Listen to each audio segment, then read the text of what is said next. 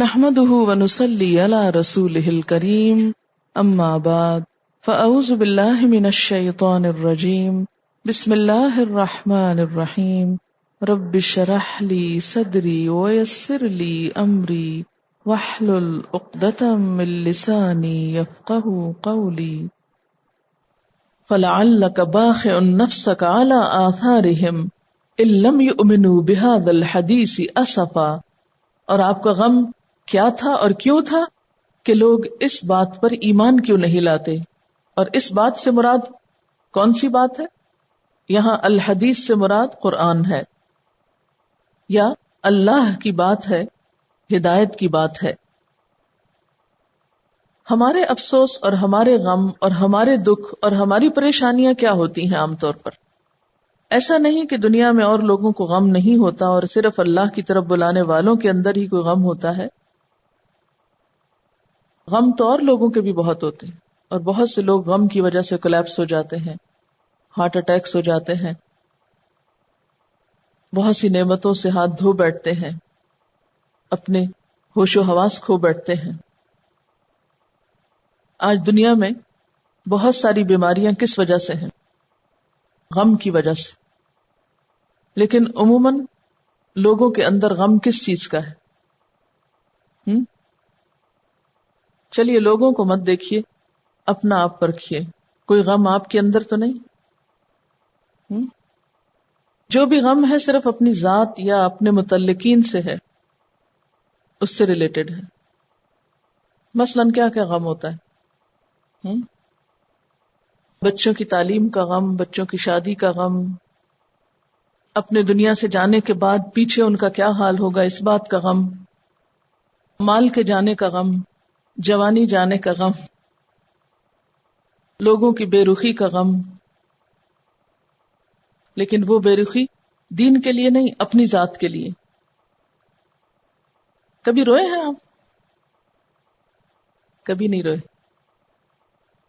کبھی آپ کے آنسو نکلے تو سوچا کریں کیوں نکل رہے ہیں، کس چیز کا غم ہے جو آپ کو رلا رہا ہے؟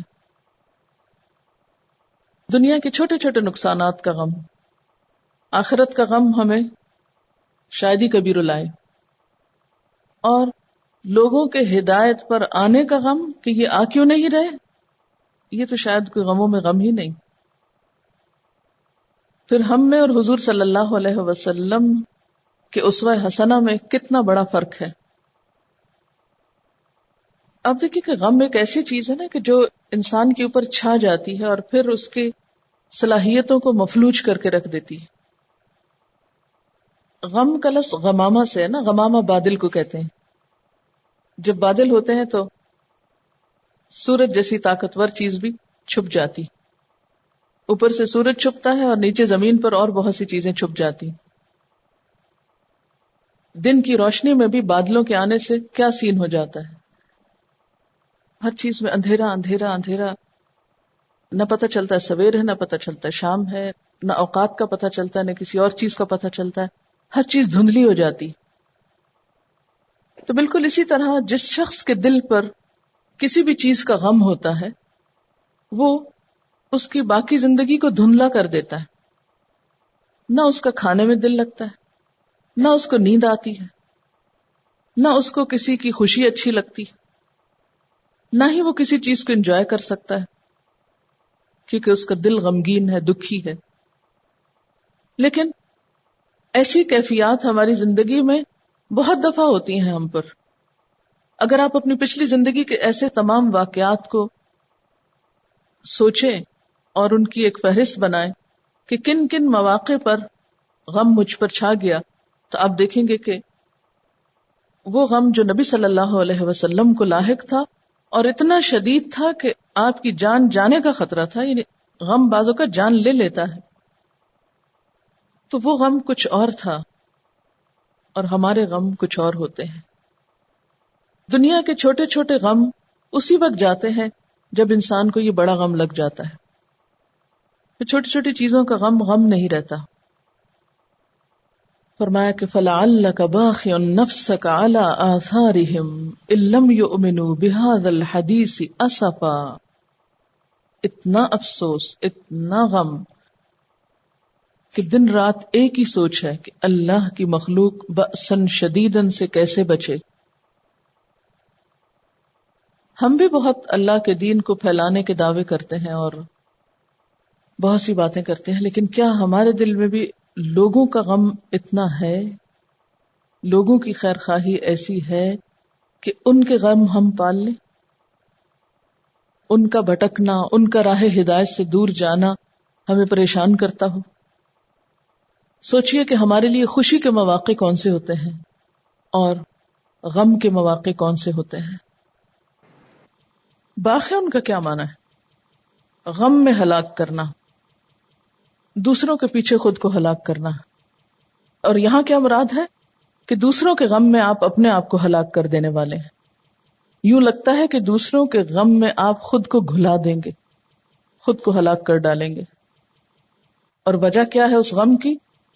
ان لم یؤمنوا بہذا الحدیث اسفا، سخت قسم کا افسوس اس بات پر کہ لوگ اس کتاب کو مانتے کیوں نہیں. آج بھی آپ دیکھیں کہ بہت سے لوگ اس کتاب پر زبان سے تو ایمان رکھتے ہیں، لیکن حقیقت میں تو اس کے احکامات نہیں مان رہے، بلکہ سراسر کھلم کھلا خلاف ورزی کر رہے ہوتے ہیں اپنی عملی زندگی میں اس کتاب کی. ان سب کو دیکھ کر ہمارے دل میں کیا آتا ہے؟ نفرت یا غم، دکھ، کیا چیز آتی ہے؟ ہمارے احساسات کیا ہوتے ہیں؟ یہ اس کیفیت کا ذکر ہے جو دوسروں کے غلط کاریوں پر ایک اللہ کی طرف بلانے والے کے دل میں پیدا ہوتی ہے. ہم بھی قرآن پڑھ رہے ہیں نا، اور ہمارے سامنے بھی حقیقتیں واضح ہو رہی ہیں اور ہمیں پتہ چل رہا ہے اچھا کیا ہے، برا کیا ہے، اور ہمیں بھی اس بات کا شوق آ رہا ہے کہ ہم اس وراثت کا حق ادا کریں جو انبیاء کا ورثہ ہے، کہ خیر کی بات آگے لوگوں تک پہنچائیں. تو جب ہمیں کوئی اچھی بات پتہ چل جاتی ہے اور ہم اس پر شوق سے عمل بھی کرنے لگتے ہیں، اور ہم دیکھتے ہیں کہ ہمارے آس پاس لوگ وہ نہیں کر رہے، تو انہیں دیکھ کر ہمارا طرز عمل کیا ہوتا ہے، ہمارے احساسات کیا ہوتے ہیں اور کیا ہونے چاہیے. مثلا نمبر 1 کہ ان کا بنے گا کیا، ان کا بنے گا کیا. ظاہر ہے غلط کام کر رہے ہیں تو غلط ہی نتیجہ نکلے گا نا. یہ تو نہیں ہو سکتا کہ کوئی شخص چغلی کر رہا ہو، غیبت کر رہا ہو، دوسروں کے ساتھ بدزبانی کر رہا ہو اور وہ اس کے بدلے میں جنت میں چلا جائے. یہ تو نہیں ہو سکتا نا. جب آپ دیکھتے ہیں کہ کوئی شخص انتہائی غلط کام کر رہا ہے کسی بھی قسم کا، بدزبانی کے علاوہ، کیونکہ بدزبانی نظر آ جاتی ہے نا، کئی غلط کام نظر نہیں آتے، اس لیے میں نے اس کی مثال دی. تو ہمیں دیکھ کر کیا محسوس ہوتا ہے؟ کیا افسوس ہوتا ہے، اسفا، یا نفرت ہوتی ہے کہ کتنے خراب لوگ ہیں، کتنے گمراہ لوگ ہیں، یا خوش ہوتے ہیں اچھا ہے جائیں جائیں جہنم میں، ہم اکیلے ہی جنت میں جائیں گے. یا یہ کہ اپنی نیکی بہت کھل کے نظر آنے لگتی ہے کہ شکر ہے ہم تو بڑے نیک ہیں، اور دوسروں کو آپ لک ڈاؤن کرنے لگتے ہیں، حقارت کے جذبات ہوتے ہیں. یا یہ کہ غصہ آتا ہے. میرا سوال آپ سے یہ ہے، لکھیے، سوال یہ ہے کہ کسی کو غلط کام کرتے دیکھ کر میری کیفیت کیا ہوتی ہے، میرے جذبات کیا ہوتے ہیں، میرے احساسات کیا ہوتے ہیں؟ نفرت کے، غصے کے، حقارت کے، افسوس کے، خیرخواہی کے. ان میں سے ٹھیک پر نشان لگائیے اور باقیوں کو کراس کر دیجئے. کیونکہ یہاں پر آ رہا ہے نا کہ الا آثارہم، ان کے آثار پر، مراد اس سے ہے ان کی روش پر یا ان کے پیچھے. آثار اثر کی جمع ہے نا، نشان کو کہتے ہیں. یعنی جو کچھ ان کے کاموں کا نشان لگ رہا ہے، یا جو کچھ ان کے عمل کے اثرات معاشرے پر مرتب ہو رہے ہیں. کہ آپ کہیں جا رہے ہیں اور کسی کو آپ نے غلط کام کرتے ہوئے دیکھا، مثلا کوئی کوڑا پھینک رہا ہے گلی میں، دوسروں کے لیے اذیت ہے بہت. آپ صلی اللہ علیہ وسلم نے رستوں میں کوڑا پھینکنے والوں کے اوپر لعنت فرمائی ہے. اب اس میں یہ ہے کہ ابتدا میں جب آپ کسی کو دیکھتے ہیں کوئی غلط کام کرتے ہوئے، تو آپ کو پریشانی ہوتی ہے کہ یہ غلط ہو رہا ہے، پھر ہمدردی بھی آتی ہے. لیکن نبی صلی اللہ علیہ وسلم صرف پریشان نہیں ہوتے تھے، صرف ان کو ہمدردی نہیں ہوتی تھی، ان کا مقام کیا تھا کہ وہ تڑپتے تھے، دوسروں کے غلط کاموں پر، دوسروں کے گناہوں پر تڑپتے تھے. میرا سوال آپ سے یہ ہے کہ کیا ہمارے دل میں دوسروں کی غلطیوں پر تڑپ آئی ہے کہ نہیں آئی؟ آپ دیکھیں نا کہ اس فیلنگ کے بعد آپ کا ایک عمل شروع ہوتا ہے. آپ کا عمل اس احساس پر مبنی ہوتا ہے. مثلا اگر آپ کو کسی سے ہمدردی ہے تو آپ بیٹھے نہیں رہیں گے.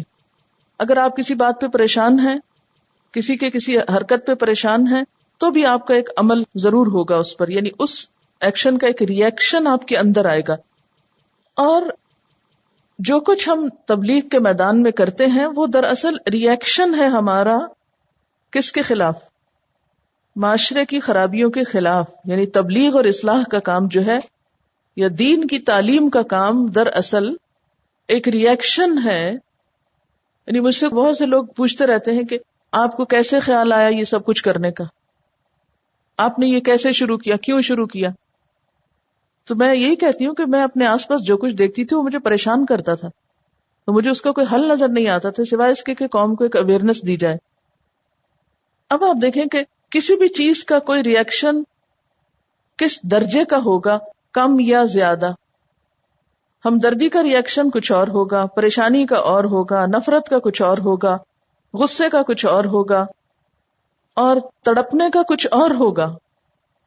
جس چیز پہ آپ تڑپ کے رہ جاتے ہیں اس پر آپ کا ری ایکشن کچھ اور ہوتا ہے. آپ صلی اللہ علیہ وسلم کے اندر یہ تڑپ اس لیے تھی کہ آپ آخرت کو اپنی آنکھوں سے دیکھ رہے تھے نا، ایک طرح سے یقین بہت پختہ تھا. جنت دوزخ آپ کو دکھائی بھی گئی تھی، جبریل آپ کے سامنے آتے تھے، جو کچھ آپ دیکھ رہے تھے اس پر 100% یقین تھا. ہم بہت کچھ جانتے لیکن ہمارا یقین کچھ نہیں ہے. یعنی عام طور پر یہ ہوتا ہے کہ جب ہم تڑپتے بھی ہیں تو خود ہی اس پر کو مرہم رکھ لیتے ہیں اور اس تڑپ کو کم کرنے کی کوشش کر کے تو کہتے ہیں اب کیا کر سکتے ہیں، تعویلیں کر لیتے ہیں نا تڑپ کی بھی. بعض اوقات ایٹ ٹائمز تڑپ پیدا ہوتی ہے لیکن تعویلیں کر لیتے ہیں، مجبوریاں ہیں، کیا کریں، بس اللہ مالک غفور رحیم ہے، سب کا ٹھیک ہو جائے گا. لیکن ہماری وہ تڑپ کسی پازیٹیو ایکٹیویٹی میں نہیں بدلتی. نتیجہ کیا ہوتا ہے کہ ہم جہاں کھڑے ہیں وہیں رہ جاتے ہیں. عموماً یہ ہوتا ہے کہ جب ہم کسی میں خرابی دیکھتے ہیں تو کرٹیسائز کرنا اپنا فرض سمجھتے ہیں، یہ اتنے باغی ہیں، سرکش ہیں، یہ خرابی وہ خرابی. لیکن اس سے آگے ہماری کوئی صلاحیت کام نہیں کرتی کہ پھر ہمیں کرنا کیا ہے. اس طرف نہیں ہماری سوچ کا رخ موڑتا کہ ہمیں پھر کرنا کیا ہے. اللہ کا باخن کی بات ہوئی کہ اپنی عملی زندگی میں ہم اس معاملے میں کس طرح کوتاہی کا شکار ہیں. داعی دین ہونے کے ناطے خصوصاً اور امت مسلمہ کا فرد ہونے کی حیثیت سے بالعموم ہمیں اپنے اندر پیغمبرانہ صفت فلا اللہ کا باخن نفسہ کا پیدا کرنے کی ضرورت ہے. لیکن ہم دیکھتے ہیں کہ اس کام میں عملی اور کلی طور پر قدم رکھنے کے باوجود بہت سی روزمرہ زندگی کی بے ترتیبیوں کو دیکھنے پر ہمارے دل میں اس مشکل میں مبتلا شخص کے لیے خاطر خواہ ہمدردی اور خیرخواہی کے جذبات پیدا نہیں ہوتے. جب جذبہ بھی کبھی نہ ہو تو اصلاح کے لیے کوئی موٹیویشن پیدا نہیں ہوتی. یعنی یہ جذبہ کیسے پیدا کیا جائے نا، یہ کیسے ٹیسٹ کریں گے ہم کہ ہمارے اندر دوسروں کی فکر ہے یا نہیں. تو اس کے لیے کچھ سوال ہیں. اپنی نمازیں صحیح وقت پر پڑھنے کے ساتھ دوسروں کی نمازوں کی کتنی فکر ہوتی ہے؟ آپ کے گھر کے افراد یا ساتھی فجر کے بابرکت وقت میں سو رہے ہوں تو ان کو دیکھ کر دل میں کتنی تڑپ ہوتی، اور پھر وہ تڑپ ان کی خیرخواہی کے ساتھ ان کی اصلاح کے لیے کس طرح بدلتی. کسی کو فضول فالتو باتیں کرتے ہوئے، بے وجہ کہکے لگاتے ہوئے دیکھ کر کیا محسوس ہوتا ہے؟ کسی کی غیبت ہو رہی ہو تو کرنے اور سننے والے کے لیے کیا جذبات پیدا ہوتے ہیں؟ فلا اللہ کا باخر نفس کا اعلیٰ آثارہم دوسروں کی خیرخواہی میں تڑپ کا اعلیٰ ترین درجہ ہے. جس طرح کسی بھی اعلیٰ مقام تک پہنچنے کے لیے سلسلہ وار مراحل درکار ہوتے ہیں اور متعین مقام درجہ یا صفت کے حصول کے لیے باقاعدہ اور شعوری کوشش کی جاتی، جس دنیا میں بھی کو درجہ پانے کے لیے سٹیپ بائی سٹیپ آگے بڑھتے ہیں. اسی طرح خیرخواہی اور فکر کا یہ درجہ پانے کے لیے بھی مسلسل کوششوں کا سلسلہ درکار ہے، اور اس سے منسلک بہت سی دوسری چیزوں کی اصلاح اور درستگی کی ضرورت ہوتی ہے. مثلا نماز میں عین جائے نماز پہ کھڑے ہو کر کامل خشوع و خضوع کی توقع اس وقت تک بے سود ہے جب تک کسی نے نماز کے دیگر ارکان اور شرائط کا خیال نہ رکھا ہو. مثلا وضو اچھی طرح نہ کیا ہو تو نماز میں خشوع کیسے آ سکتا ہے نا. بالفرض اگر کسی نے نماز کے سب تقاضے تو پورے کر لیے لیکن دل میں اس ہستی کی عظمت و جلال کا احساس نہیں کیا جس کے حضور وہ حاضر ہونے جا رہا ہے، اس کا دل دنیا ہی کی فکروں میں ہے، یا نماز شروع ہونے تک غفلت کی کیفیت ہے اور ہنسی مذاق ہو رہا ہے، تو بھی مطلوبہ چیز حاصل نہیں ہو سکتی، وہ معراج نصیب نہیں ہو سکتی۔ اسی طرح داعی دین اعلیٰ ترین مطلوبہ صفت فلا اللہ کا باخر نفسہ کا اس میں اس وقت تک پیدا نہیں ہو سکتی جب تک کہ اللہ کے بندوں سے حقیقی خیرخواہی نہ ہو۔ یہ خیرخواہی کوئی سطحی چیز نہیں ہوتی اور نہ ہی فی الفور خود پہ طاری کی جا سکتی ہے، یعنی جلدی سے ہم کہیں کہ اب ہم اپنے اندر ڈال لیں، بلکہ یہ دل کا وہ احساس ہے جو سچی محبت سے پیدا ہوتا ہے۔ مومن بننے کے لیے بھی ضروری ہے کہ باہم محبت کی جائے، اور محبت کا جذبہ اپنے اندر پیدا کرنے کے لیے اللہ تعالیٰ سے دعا اور کوشش ضروری ہے۔ حضور صلی اللہ علیہ وسلم نے ہمیں محبت کا راز بھی بتا دیا، آپس میں کثرت سے سلام کرنا، اور سلام بھی صرف الفاظ نہیں، دوسرے شخص کو بار بار یہ پیغام دینا ہے کہ وہ آپ کی طرف سے ہر طرح کے امن اور سلامتی میں ہے، ہر شر سے محفوظ ہے۔ یوں ایک چھوٹا سا عمل پنپتے پنپتے داعی دین کے اندر اعلیٰ ترین خوبی فلا اللہ کا باخر نفسہ کا پیدا کرنے کا سبب بن جاتا ہے۔ یعنی بڑا درجہ اسی وقت حاصل ہوگا جب ہم چھوٹے چھوٹے سٹیپس لیں گے، اگر چھوٹے کام نہیں ہوں گے تو بڑے درجے تک نہیں پہنچ سکیں گے۔ اس بات کے فوراً بعد فرمایا انا جعلنا ما علی الارض زینۃ لها لنبلوہم ایہم احسن عملا، بے شک ہم نے جو کچھ زمین پر ہے اسے زمین کی زیبائش بنا دیا، یعنی جو بھی نباتات ہیں، حیوانات ہیں، پہاڑ ہیں، معدنیات ہیں، انسان ہیں، جن کی وجہ سے زمین پر ایک خاص حسن ہے، خوبصورتی ہے، یہ سب کچھ کیا ہے؟ دراصل زمین کی رونق۔ یہ سب ہم نے کیوں بنایا؟ لنبلوہم، کہ ہم ان کی آزمائش کریں۔ کس بات کی آزمائش؟ ایہم احسن عملا، کہ ان میں سے اچھے کام کون کرتا ہے، ان میں اچھے عمل کس کے ہیں۔ اب آپ دیکھیے کہ ایک طرف پیغمبر کا غم ہے اور ایک طرف عام لوگوں کے غم ہے۔ عام لوگوں کے غم دنیا کی رونقوں سے متعلق ہوتے ہیں، دنیا کی زینت اور دنیا میں پائی جانے والی چیزوں سے متعلق ہوتے ہیں۔ فرمایا کہ یہ چیزیں غم کرنے کے لیے نہیں تھی، یہ سب تو دنیا کی رونق تھی۔ یہ مختلف زمینیں، یہ مختلف علاقے، یہ مختلف خوبصورت چیزیں، یہ سب کیا ہے؟ دنیا کا ایک وقتی حسن ہے۔ انسان کے لیے یہ نعمتیں پیدا کی گئی ہیں تاکہ انسان ان کو استعمال کرے، نہ کہ ان کے غم میں اپنے آپ کو گھلا دے اور اپنے آپ کو استعمال کر لے۔ انسان ان چیزوں کا غم پالنے کے لیے نہیں آیا، وہ تو ایک امتحان کے لیے بھیجا گیا ہے۔ لنبلوہم ایہم احسن عملا، کہ ہم ان کو آزما کر دیکھیں کہ ان میں اچھے کام کون کرتا ہے۔ وَإِنَّا لَجَاعِلُونَ مَا عَلَيْهَا صَعِيدًا جُرُزًا، اور بے شک ہم البتہ بنانے والے ہیں جو بھی اس پر ہے، یعنی زمین کے اوپر جو کچھ ہے اس سب کو کر دینے والے ہیں کیا؟ صَعِيدًا جُرُزًا۔ صعید کہتے ہیں زمین کو، مٹی کو، اور جرزا بالکل ہموار، بنجر کے معنوں میں بھی آتا ہے، کیونکہ جرزن کہتے ہیں کاٹ دینے کو، وہ زمین جس پر سے گھاس، درخت، ہر چیز کاٹ کر رکھ دی گئی ہو، بالکل میدان اس کو بنا دیا گیا ہو۔ یعنی یہ دنیا اور اس کی بہار محض وقتی رونق کی چیزیں ہیں، یہ سب کچھ فانی ہے۔ بہت جلد وہ وقت آنے والا ہے کہ جب اس زمین پر اس میں سے کچھ بھی نہ ہوگا، نہ یہ باغات ہوں گے، نہ یہ انسان ہوں گے، نہ یہ مال مویشی ہوں گے، نہ یہ تمہارے گھر ہوں گے، کچھ بھی تو نہیں رہے گا، یہ سب کچھ ختم کر دیا جائے گا۔ کل من علیہا فان ویبقى وجہ ربک ذو الجلال والاکرام، جو کچھ اس پر ہے سب فنا ہونے والا ہے اور باقی رہے گی تیرے رب کی ذات جو ذو الجلال والاکرام ہے۔ یہ تو تھی سورت کی تمہید اور سورت کا ابتدائیہ۔ اس کے بعد وہ واقعات شروع ہوتے ہیں جن کے بارے میں آپ صلی اللہ علیہ وسلم سے سوال کیا گیا تھا۔ پہلا واقعہ اصحاب کہف کے بارے میں ہے۔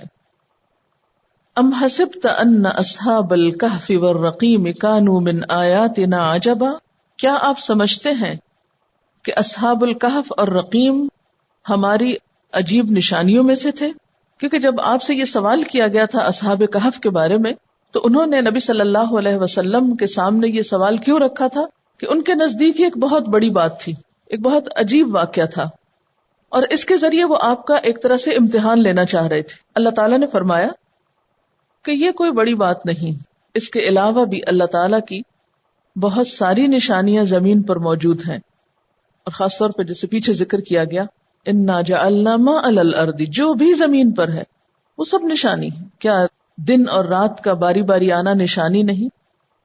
کیا مٹی کے اندر سے مختلف قسم کی شکلوں اور رنگوں کے پھولوں، پھلوں اور درختوں کا پیدا ہونا اللہ کی نشانی نہیں؟ زمین کا اس فضا میں معلق ہونے کے باوجود، گھومنے کے باوجود اس پر انسان کا اطمینان سے رہنا کیا ایک نشانی نہیں؟ یہ سب بھی نشانیاں ہیں. فرمایا ام حسبت ان اصحاب الکہف والرقیم، کیا تم سمجھتے ہو کہ اصحاب الکہف اور رقیم ہماری عجیب نشانیوں میں سے تھے؟ نہیں، کوئی بہت عجیب نہیں. اللہ کی تو ساری نشانیاں ہی عجیب ہیں. جو کوئی ان میں غور کرے اور ان کو پرکھے، اس کے عجائبات ہر چیز میں نظر آتے ہیں. اب یہاں پر آپ دیکھ رہے ہیں کہ لفظ آ رہا ہے اصحاب الکہف، پھر آ رہا ہے والرقیم.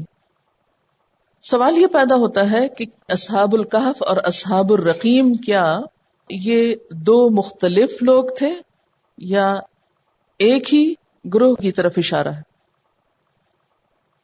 ان دونوں لفظوں میں کیا ایک ہی خاص چیز کی طرف اشارہ ہے یا دو مختلف چیزوں کی طرف اشارہ ہے؟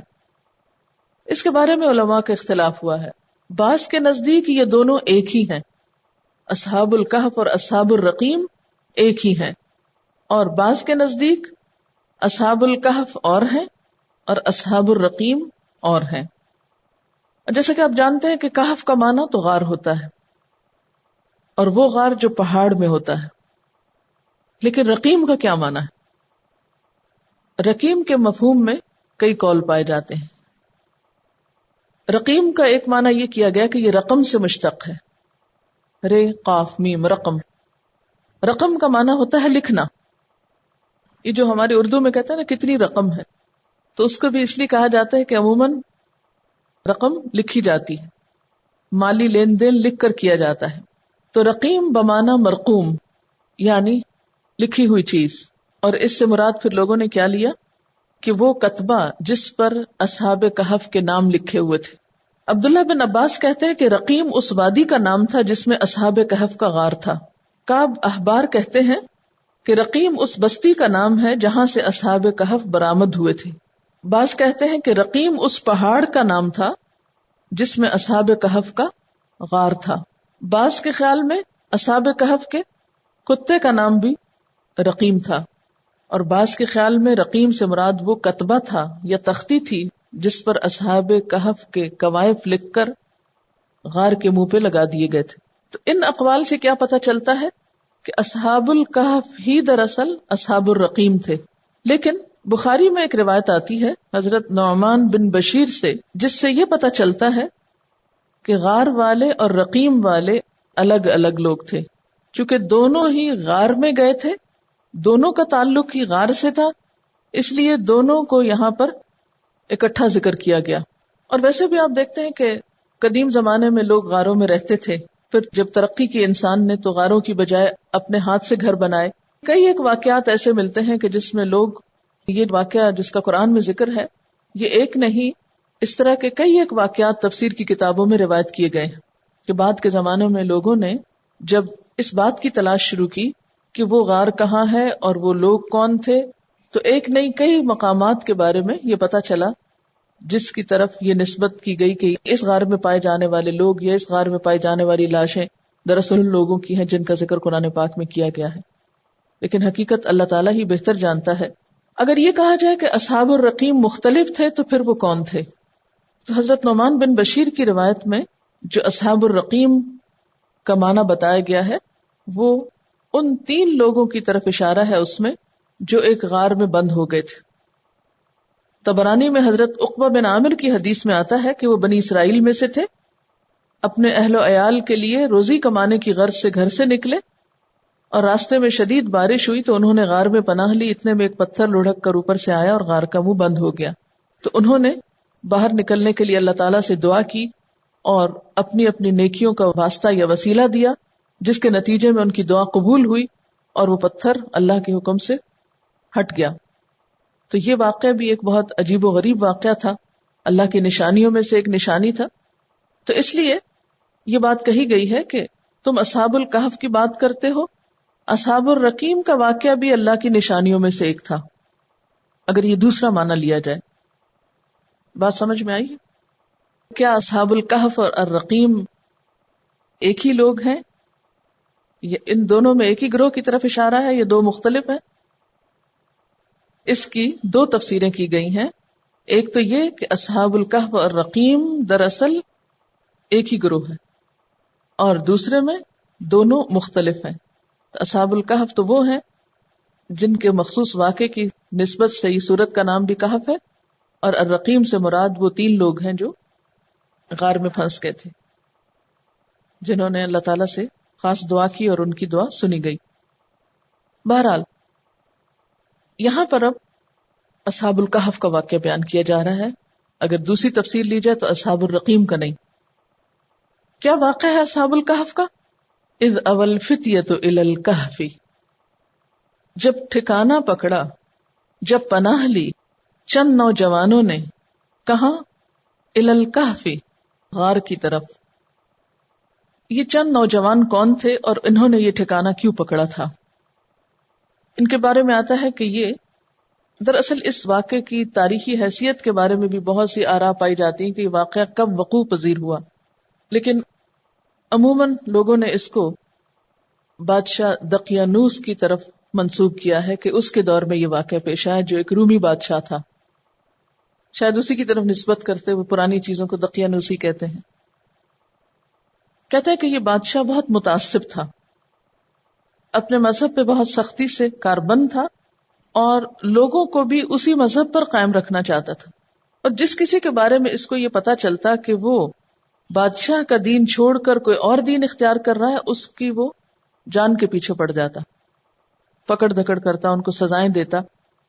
تو اس نے ملک میں ہر طرف جاسوس پھیلا رکھے تھے کہ جو اس کو آ کر خبر دیتے کہ کون اس کے دین سے انحراف کر رہا ہے۔ تو ہوا یہ کہ چند لوگوں نے بادشاہ کے دین کو، جو کہ شرک کا دین تھا یا ایک مشرکانہ طریقہ زندگی تھا، اس کو چھوڑ کر توحید کا راستہ اختیار کیا۔ جو ہی بادشاہ کو خبر ہوئی تو اس نے ان لوگوں کو پکڑوایا، اپنے سامنے بلایا اور کافی نصیحت کی، دھمکیاں بھی دی، اور پھر کچھ دن کے لیے مہلت دی۔ اب اسی کی طرف یہاں اشارہ ہے کہ اذ اوى الفتية الى الكهف۔ اب ہوا یہ کہ بادشاہ کے دربار میں ان لوگوں نے اس کی بات ماننے کی بجائے توحید کی بات کو برسر عام پیش کیا۔ بادشاہ نے ان کو تھوڑی مہلت دی، لیکن ساتھ ہی کہا کہ اگر تم باز نہ آئے تو تمہیں ختم کر دیا جائے گا۔ تو انہوں نے کہا کہ ہم اپنا ایمان بھی بچانا چاہتے ہیں اور جان بھی بچانا چاہتے ہیں، تو اس لیے انہوں نے مل کر مشورہ یہ کیا کہ ہم سب ایک غار میں جا کے چھپ جاتے ہیں۔ کہا جاتا ہے کہ غار میں جب یہ پہنچے تو وہاں پر انہوں نے خوب رو رو کر اللہ تعالیٰ سے دعائیں کی، اور خاص طور پر یہ دعا جو قرآن نے یہاں پر ذکر کی ہے، فَقَالُوا رَبَّنَا آتِنَا مِن لَّدُنْكَ رَحْمَةً، یہ کہنے لگے اے ہمارے رب ہمیں اپنے پاس سے رحمت عطا کر، وَهَيِّئْ لَنَا مِنْ أَمْرِنَا رَشَدًا، اور ہمارا معاملہ ہمارے لیے درست کر دے۔ ہیئ کا لفظ جو ہے یہ مہیا کرنا جو اردو میں آپ بولتے ہیں اسی سے ہے، اور رشدہ درستی، رہنمائی، کہ اللہ تو ہمارے معاملے میں ہمیں صحیح رہنمائی کر، ہماری اس مشکل میں تو ہمیں صحیح راستہ دکھا۔ اب دیکھیں کہ یہ دعا کتنی خوبصورت ہے نا۔ ایک شخص جو غم کے بوجھ تلے دبا ہوا ہے، جس کو کچھ سمجھ میں نہیں آ رہی کہ اسے آئندہ کیا کرنا چاہیے، ایسے موقع پر وہ کس چیز کی فریاد کرتا ہے؟ اللہ کی رحمت کی۔ وآخر دعوانا ان الحمد للہ رب العالمین۔ سبحانک اللہم وبحمدک نشہد ان لا الہ الا انت نستغفرک ونتوب الیک۔ والسلام علیکم ورحمۃ اللہ وبرکاتہ۔